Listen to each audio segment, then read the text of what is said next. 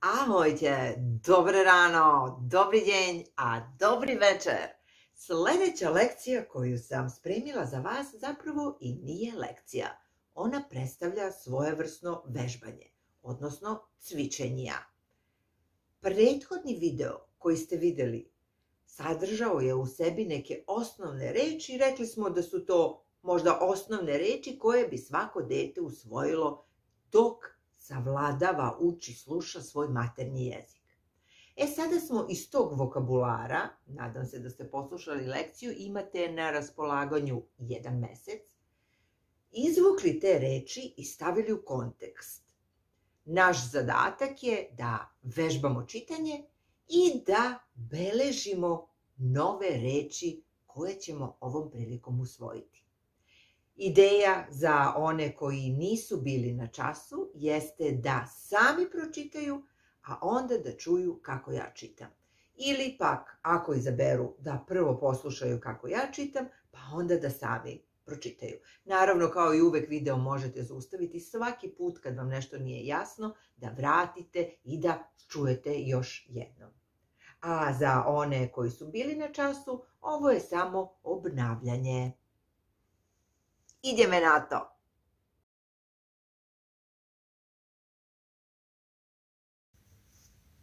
Človek je biologická bytosť s ľudským telom.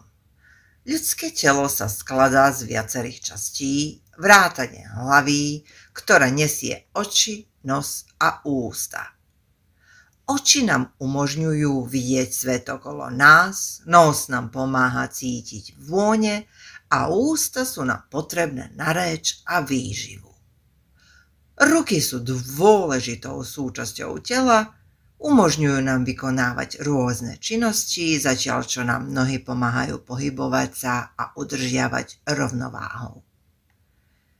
Ruky sa skladajú z prstov, ktoré nám umožňujú presné pohyby a nohy majú mnoho svalov a kostí, ktoré nám pomáhajú pri chôdzi. Naše telá sú pokryté kožou a vlasmi a na hlave nám rastú vlasy. Srdce je orgán, ktorý čerpa krv po celom tele, zatiaľ čo mozog je centrom nášho nervového systému, riadi naše myšlienky, pohyby a emócie. I sad malo laganije. Človek je biologická bytosť s ľudským telom. Ľudské telo sa skladá z viacerých častí, vrátane hlavy, ktorá nesie oči, nos a ústa. Oči nám umožňujú vidieť svet okolo nás, nos nám pomáha cítiť vône a ústa sú nám potrebné na reč a výživu. Ruky sú dôležitou súčasťou tela, umožňujú nám vykonávať rôzne činnosti, zatiaľ čo nám nohy pomáhajú pohybovať sa a udržiavať rovnováhu. Ruky sa skladajú z prstov, ktoré nám umožňujú presné pohyby a nohy majú mnoho svalov a kostí, ktoré nám pomáhajú pri chôdzi. Naše telá sú pokryté kožou a vlasmi a na hlave nám rastú vlasy. Srdce je orgán, ktorý čerpá krv po celom tele. Zatiaľ čo mozog je centrom nášho nervového systému, riadi naše myšlienky, pohyby a emócie. Rodina je základom vzťahov a spoločenskej súdržnosti. V rodine sa nachádzajú členovia ako mama, otec a súrodenec. Okrem toho máme aj príbuzných, ako sú detko, babka, strýko a teta. Niektorí ľudia majú aj ujov.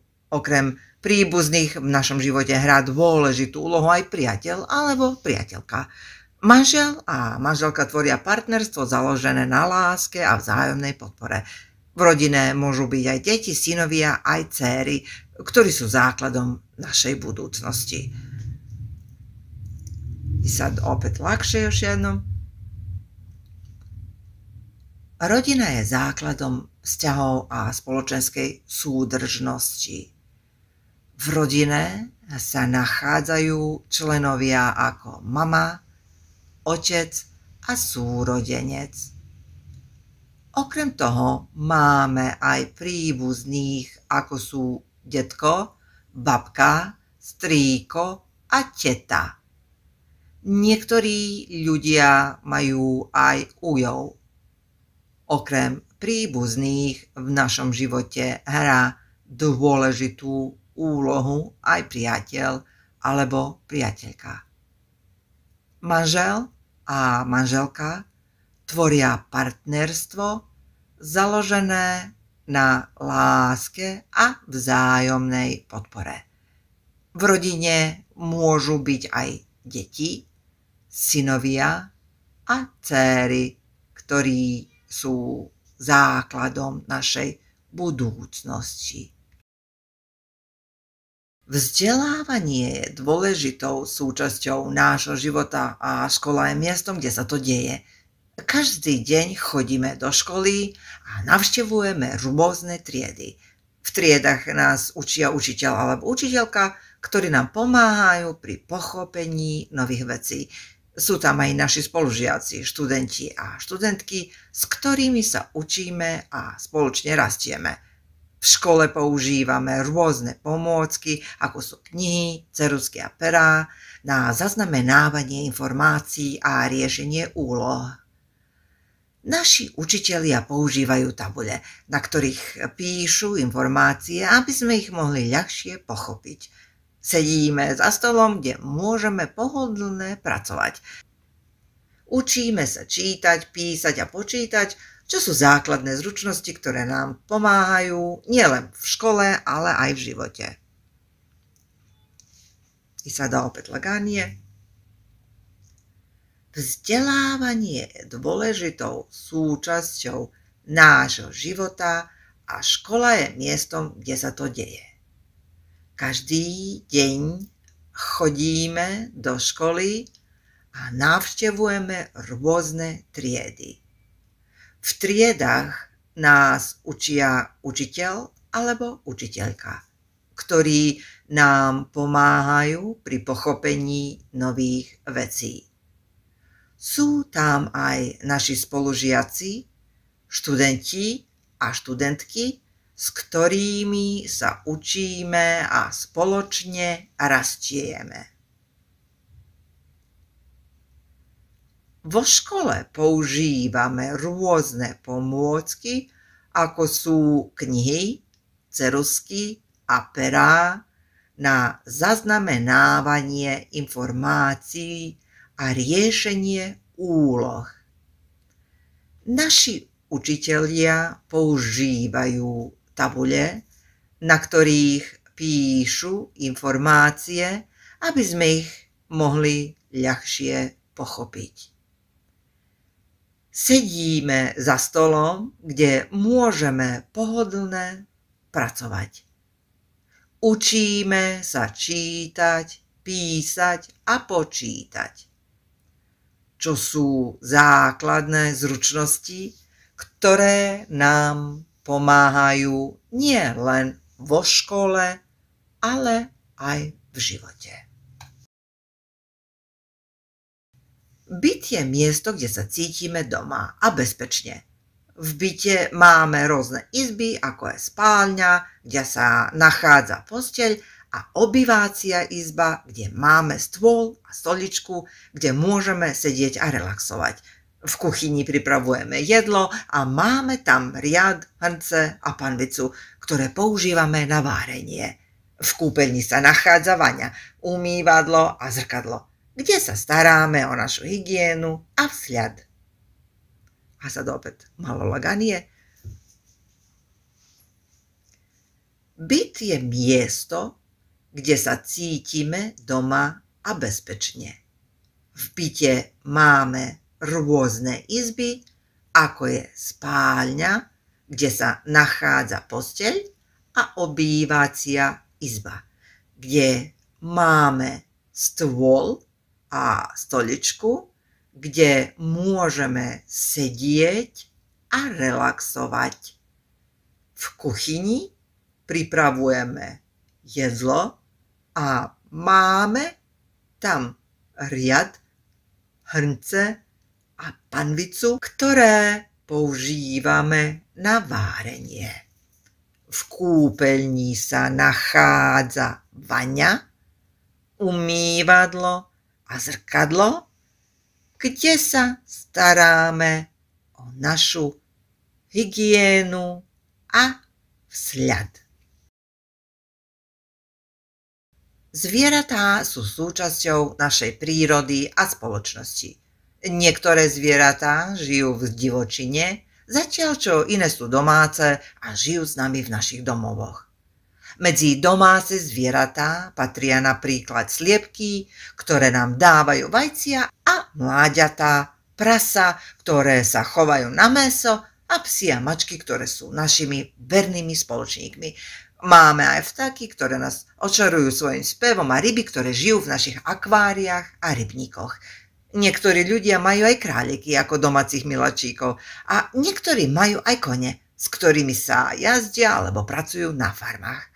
V prírode môžeme nájsť rôzne druhy zvierat, ako sú žaby, hady a myši. Medzi divoké zvieratá patria aj zvery, ako sú medvede, vlci a líšky. Okrem toho máme malé vtáčiky, ako sú síkorky, vrabce a sovy, ktoré nám prinášajú radosť svojou prítomnosťou a spevom. Aj sa malo ľahšie. Zvieratá sú súčasťou našej prírody a spoločnosti. Niektoré zvieratá žijú v divočine, zatiaľ čo iné sú domáce a žijú s nami v našich domovoch. Medzi domáce zvieratá patria napríklad sliepky, ktoré nám dávajú vajcia a mláďatá, prasa, ktoré sa chovajú na mäso, a psi a mačky, ktoré sú našimi vernými spoločníkmi. Máme aj vtáky, ktoré nás očarujú svojím spevom, a ryby, ktoré žijú v našich akváriách a rybníkoch. Niektorí ľudia majú aj králiky ako domácich miláčikov. A niektorí majú aj kone, s ktorými sa jazdia alebo pracujú na farmách. V prírode môžeme nájsť rôzne druhy zvierat, ako sú žaby, hady a myši. Medzi divoké zvieratá patria aj zvery, ako sú medvede, vlci a líšky. Okrem toho máme aj malé vtáčiky, ako sú síkorky, vrabce a sovy, ktoré nám prinášajú radosť svojou prítomnosťou a spevom. Vedeli ste, že na vytvorenie gombíka je potrebné také rovnaké množstvo energie ako na vytvorenie hradu? A že jedným malým pohybom prsta podporíte rast tohto kanálu? Stlačte subscribe. A ďakujeme, že s nami vytvárate nové synaptické cesty. Pokračujte.